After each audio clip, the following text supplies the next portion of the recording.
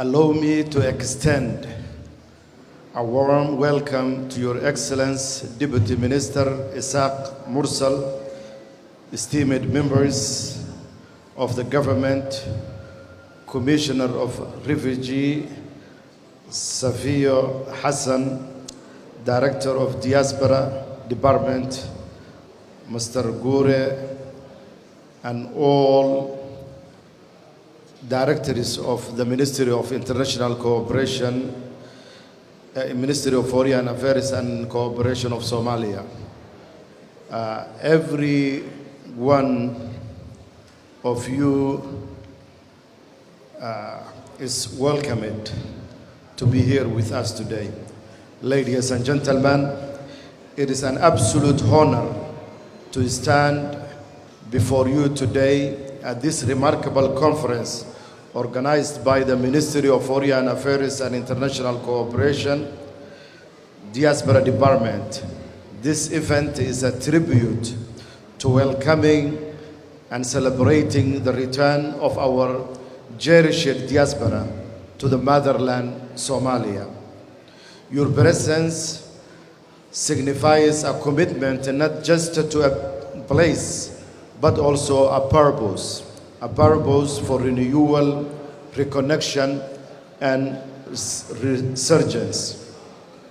As we gather with this shared vision, aiming to build a prosperous, inclusive, and united Somalia, I'm profoundly moved by the impact returnees like yourself are making to this country.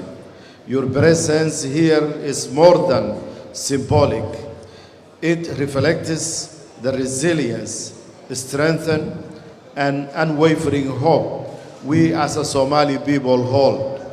Among you are visionaries who have returned and invested in Somali's potential. To those who have entrusted their resources to nurture our land, creating business, jobs, and fostering innovation, I offer my deepest gratitude and admiration. Your investments are seeds of progress, nurturing the dreams of many. They serve as a beacon of hope, inspiring confidence in Somali's future and highlighting the indomitable spirit of Somalis. Ladies and gentlemen, through your enterprises in technology, agriculture, education, healthcare, and other sectors, you have demonstrated incredible faith in our nation's future. You are catalyst for change, igniting our economy's engine and contributing to our country's rebirth. Your action reflects the global Somali community's role in shaping our nation's destiny. Ladies and gentlemen, we deeply appreciate the participation of Somali youth diaspora in our recent sports event. Their involvement not only showcased their talent and enthusiasm, but also played a crucial role in fostering integration between the local community and the diaspora. This vibrant exchange of culture and sports creates a unique opportunity for mutual understanding and camaraderie. By engaging in friendly competition, we witnessed the breaking down of barriers and strengthening of bonds among diverse groups.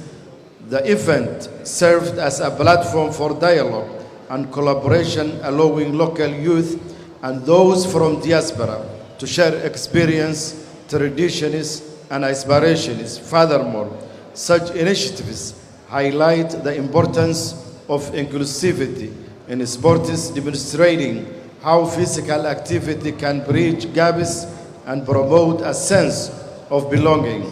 We hope to see continued participation from the diaspora in the future event, as it is not only enriches our local sports skills, but also empowers young people to take an active role in their communities. Ladies and gentlemen, diaspora returnees have the unique opportunity to influence political participation and democratic process, especially with the upcoming local election in 2025 and the national elections in 2026.